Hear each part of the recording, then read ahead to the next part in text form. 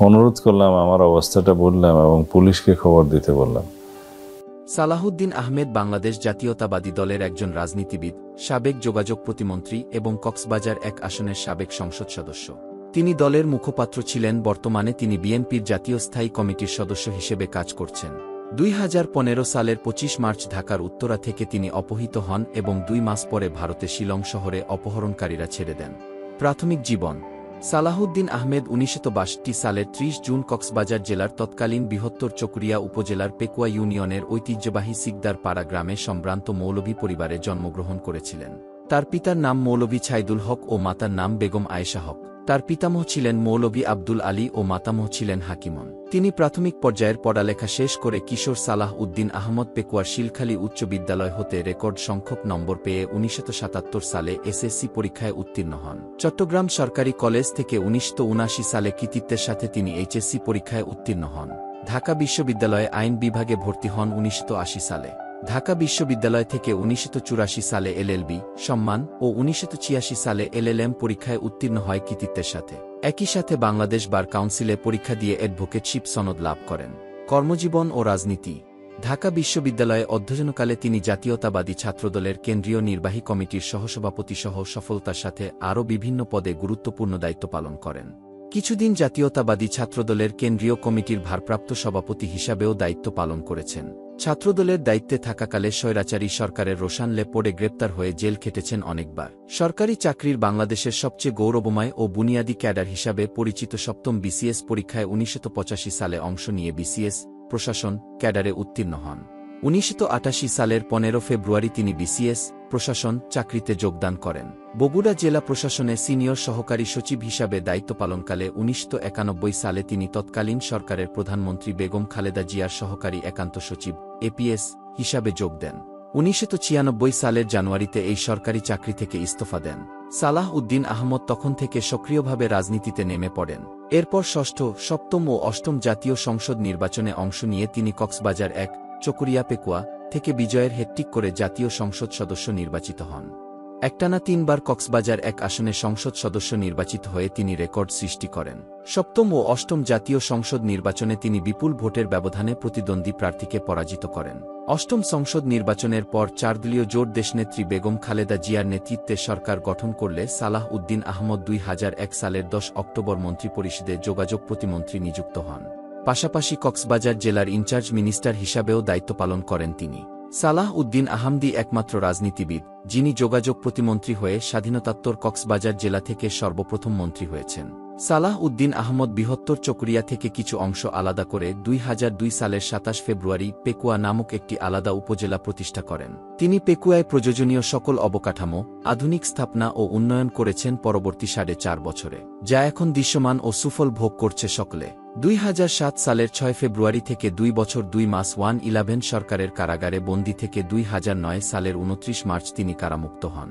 সালাহ উদ্দিন আহমদ কারাগারে থাকাবস্থায় এর মধ্যে নবম জাতীয় সংসদ নির্বাচন অনুষ্ঠিত হলে তার সহধর্মিণী অ্যাডভোকেট হাসিনা আহমেদ কক্সবাজার ১ আসনে ৪ দলীয় জোটের মনোনয়ন নিয়ে প্রতিদ্বন্দ্বী প্রার্থীকে প্রায় ৩৬,০০০ ভোটের ব্যবধানে পরাজিত করে সংসদ সদস্য নির্বাচিত হন।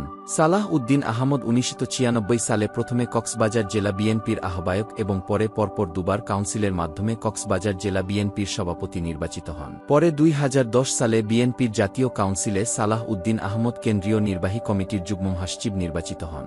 এরপর তিনি ভারতের মেঘালয়ের শিলং শহরে নির্বাসিত থাকাবস্থায় বিএনপির সর্বোচ্চ নীতিনির্ধারণী ফোরাম জাতীয় স্থায়ী কমিটির সদস্য নির্বাচিত হন। অপহরণ। ২০১৫ সালে শেখ হাসিনার সরকার বিরোধী আন্দোলন তখন তুঙ্গে। বিএনপির কেন্দ্রীয় নেতারা একের পর এক ধরা পড়ে জেলে, আন্দোলনের মাঠ প্রায় নেতৃত্বশূন্য। এ সময় দলের মুখপাত্র হয়ে কর্মসূচি ঘোষণা করতে থাকেন যুগ্ম মহাসচিব সালাহউদ্দিন আহমেদ। গ্রেপ্তার এড়াতে এক পর্যায়ে আত্মগোপনে থেকে দিতে থাকেন বিপ্লবী ভিডিও বার্তা। তাতে চাঙা হয়ে ওঠে আন্দোলন। বিএনপির এই কেন্দ্রীয় নেতাকে ধরতে হন্যে সরকারি বাহিনী, কিন্তু তার হদিস করতে পারছে না কেউ।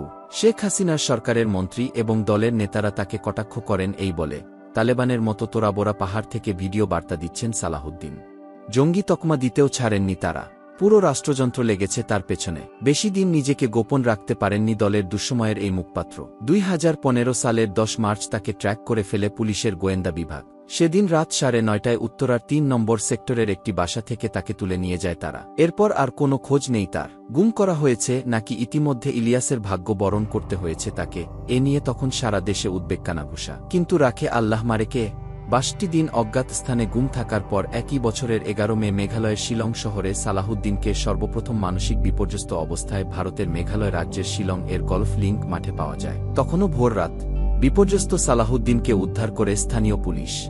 সেখান থেকে তাকে প্রথমে শিলং মানসিক হাসপাতালে, পরে শিলং সিভিল হাসপাতালে ভর্তি করা হয় এবং পরে শিলং এর বিশেষায়িত হাসপাতাল নিমগ্রিসে ভর্তি করানো হয়। মেঘালয় রাজ্যের পুলিশ 2015 সালের 3 জুন ভারতে অবৈধ প্রবেশের অভিযোগ এনে বৈদেশিক নাগরিক আইনের 14 ধারায় সালাহ উদ্দিন আহমেদের বিরুদ্ধে মামলা দায়ের করে এবং তাকে গ্রেপ্তার দেখিয়ে প্রথমে হাসপাতালে চিকিৎসা ও পরে শিলং জেলে পাঠানো হয়। শিলং শহর ছেড়ে না যাওয়ার শর্তে বিজ্ঞ আদালত পরে সালাহ উদ্দিন আহমদকে জামিন প্রদান করেন।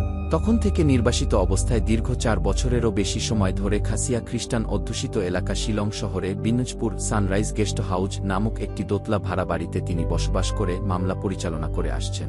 মামলা দায়েরের পর মেঘালয়ের অতিরিক্ত জেলা ম্যাজিস্ট্রেটের মাধ্যমে সালাহুদ্দিন আহমেদকে প্রাথমিকভাবে অভিযুক্ত করে 2015 সালের 22 জুলাই মামলার চার্জশিট দেয়া হয়। চার্জশিটে সালাহুদ্দিন আহমদ বাংলাদেশে তার বিরুদ্ধে দায়েরকৃত বিভিন্ন মামলার গ্রেপ্তারি পরোয়ানা এড়াতে উদ্দেশ্যপ্রণোদিতভাবে ভারতে অনুপ্রবেশ করেছেন বলে অভিযোগ আনা হয়। এই মামলায় 2018 সালের 26 অক্টোবর সালাহুদ্দিন আহমেদকে বেকসুর খালাস প্রদান করে শিলং আদালতের প্রথম শ্রেণীর ম্যাজিস্ট্রেট ডিজি খার সিং রায় ঘোষণা করেন। প্রথম শ্রেণীর ম্যাজিস্ট্রেটের এই রায়ে ভারতের সীমান্তরক্ষী বাহিনী বিএসএফ এর মাধ্যমে বাংলাদেশের সীমান্তরক্ষী বাহিনী বিজিবিকে সালাহ উদ্দিন আহমদকে দ্রুততম সময়ে সমস্ত রাষ্ট্রীয় আনুষ্ঠানিকতা সম্পন্ন করে হস্তান্তর করার জন্য বিচারক নির্দেশ দেন। সালাহুদ্দিন আহমেদ আদালতের রায় অনুযায়ী সে দেশের রাষ্ট্রীয় আনুষ্ঠানিকতা সম্পন্ন করে দেশে ফেরার জন্য প্রস্তুতি নিচ্ছিলেন। ঠিক তখনই গত 27 এপ্রিল সালাহুদ্দিন আহমেদ শিলং জেলা ও দারা জজ আদালতের একটি নোটিশ পান। যে নোটিশে সালাহ উদ্দিন আহমেদ নিম্ন আদালত থেকে বেকসুর খালাস পাওয়া রায়ের বিরুদ্ধে রাষ্ট্রপক্ষ আপিল করেছে উল্লেখ করে আপিল মামলায় জেলা ও দারা জজ তাকে আদালতে হাজির হওয়ার জন্য বলা হয়। সালাহ উদ্দিন আহমদ গত 1 মে ও পরে শিলং জেলা ও দারা জজ আদালতে আপিল মামলায় যথারীতি হাজিরা দিয়ে আসছেন। একটি সূত্র মতে ম্যাজিস্ট্রেট আদালত থেকে এই মামলার নথি ও সব ডকুমেন্ট দ্বারা জজ আদালতে তলব করা হয়েছে। এ আপিল মামলাকে সালাহ উদ্দিন আহমেদ তার বিরুদ্ধে চলমান গভীর ষড়যন্ত্রের অংশ বলে আখ্যায়িত করেছেন। এ আপিল মামলার কারণে সালাহুদ্দিন আহমেদের সহসায় আর দেশে ফেরা হচ্ছে না বলে ধারণা ছিল। ভারতে অবৈধ অনুপ্রবেশের মামলায় বিচারিক আদালতের রায়ে রাষ্ট্রপক্ষের আপিলের পর 28 ফেব্রুয়ারি 2023 জজ কোর্টের রায়েও খালাস পেয়েছেন তিনি। মূলত যেভাবে গুম থেকে জীবিত ফেরেন সালাউদ্দিন আহমেদ, তার ভাষ্য, কবরের মতো একটি কামরায় ফেলা হয় তাকে। কোনো বাড়ির নিচতলা সেটি, ছাদে হাই পাওয়ার লাইট, নিঃসঙ্গ এই কক্ষে কাটে 61 দিন। খাবার দেওয়া হতো লোহার দরজার নিচ দিয়ে। টয়লেটের জন্য কোনোরকম ব্যবস্থা ওই কক্ষেই। 2 মাস ধরে এখানে প্রায়ই তাকে নির্যাতন করা হয় সরকারের সর্বোচ্চ কর্তৃপক্ষের ইশারায়। সেই আয়নাঘরে প্রতি মুহূর্তে মৃত্যুর প্রহর গোনেন বিএনপির তৎকালীন যুগ্ম মহাসচিব সালাহুদ্দিন। চরম নির্দেশ এসে গেছে শেখ হাসিনার সরকার থেকে, ইলিয়াসের ভাগ্যই তাকে বরণ করতে হবে। অনুসন্ধান বলছে সালাহুদ্দিনকে আয়নাঘরে নির্যাতন আর জিজ্ঞাসাবাদ চলার একসময় মৃত্যুর পরোয়ানা আসে সরকারের হাইকমান্ড থেকে। তা কার্যকর করতে তৎপর হয়ে ওঠেন আয়নাঘরের হোতারা। বাদ সাধেন র্যাবের তখনকার শীর্ষ একজন কর্মকর্তা। সঙ্গত কারণেই তার নামটি এখানে গোপন রাখা হচ্ছে। সালাহুদ্দিনের ভাগ্য যাতে ইলিয়াসের মতো না হয় ভেতরে ভেতরে তৎপর হয়ে ওঠেন তিনি। র্যাবের ওই কর্মকর্তার দীর্ঘদিনের চেনা মানুষ সালাহুদ্দিন। মানুষটির চরম অমঙ্গলে সায় দেয় না তার মন। দেশের সরকার ও রাজনীতির যে উত্তুঙ্গ পরিস্থিতি, তিনি কি করবেন বুঝতে পারেন না, কাউকে বলতেও পারছেন না। নানা কৌশলে 3 দিন আটকে রাখেন ওপর মহলের চরম নির্দেশ। সালাহুদ্দিনকে কেন বাঁচাতে চাইছিলেন ওই কর্মকর্তা অব দ্য রেকর্ড একজন সিনিয়র সাংবাদিককে তখন বলেছিলেন, তার উপর অনেক চাপ ছিল সালাউদ্দিনের জন্য আসা নির্দেশ বাস্তবায়নে। এমন চাপ তার চাকরি জীবনে কখনো ফেস করেননি তিনি। সরকারের রাজনৈতিক সিদ্ধান্ত কার্যকরে বাধা দিলে নিজেরও বিপদ হতে পারে, ভাবছিলেন ওই কর্মকর্তা। এই সময় একটা পথ খুঁজে পান সালাউদ্দিনকে বাঁচানো। সেই ছকেই পরে কাজটি হয়। এক গভীর রাতে সালাহুদ্দিনকে সীমান্তের ওপারে ফেলে আসেন বিভিন্ন বাহিনীর সদস্যরা। গুপ্তহত্যা থেকে বেঁচে যান বিএনপির জনপ্রিয় এই নেতা। হাঁপ ছেড়ে বাঁচেন কর্মকর্তাটি। সালাউদ্দিনের প্রতি র্যাবের ওই কর্মকর্তার সহানুভূতির কারণ পরে বুঝতে পারেন সাংবাদিকটি, যখন তিনি জানতে পারেন তারা বিসিএসের একই ব্যাচের প্রার্থী। 1985 সালে তারা বিসিএস উত্তীর্ণ হন। সালাহুদ্দিন পান প্রশাসন আর ওই কর্মকর্তা পুলিশ ক্যাডার। ওই সময়ই তাদের দুজনের পরিচয়। স্বদেশ প্রত্যাবর্তন। দীর্ঘ আইনি লড়াই এর মাধ্যমে মামলা থেকে খালাস পেলেও দেশে আসতে পারেননি সালাউদ্দিন। তার পাসপোর্টের মেয়াদ না থাকায় বাংলাদেশ দূতাবাস থেকে তিনি হাতে পেয়েছিলেন ট্রাভেল, তবে ভারতের পররাষ্ট্র মন্ত্রণালয় অনুমোদন না করায় ফিরতে পারছিলেন না তিনি। অবশেষে ৫ আগস্ট আওয়ামী লীগ সরকার পদত্যাগ করলে তিনি ১১ আগস্ট ২০২৪ সালে দেশে প্রত্যাবর্তন করেন।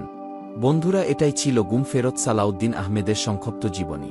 আজকের পর্বটি কেমন লাগলো অবশ্যই কমেন্ট করে জানাবেন। সেই সাথে এমন বিশিষ্ট ব্যক্তিদের জীবনী সম্বন্ধে জানতে আমার চ্যানেলটি সাবস্ক্রাইব করে রাখুন। ভালো থাকুন সবাই। আসসালামু আলাইকুম।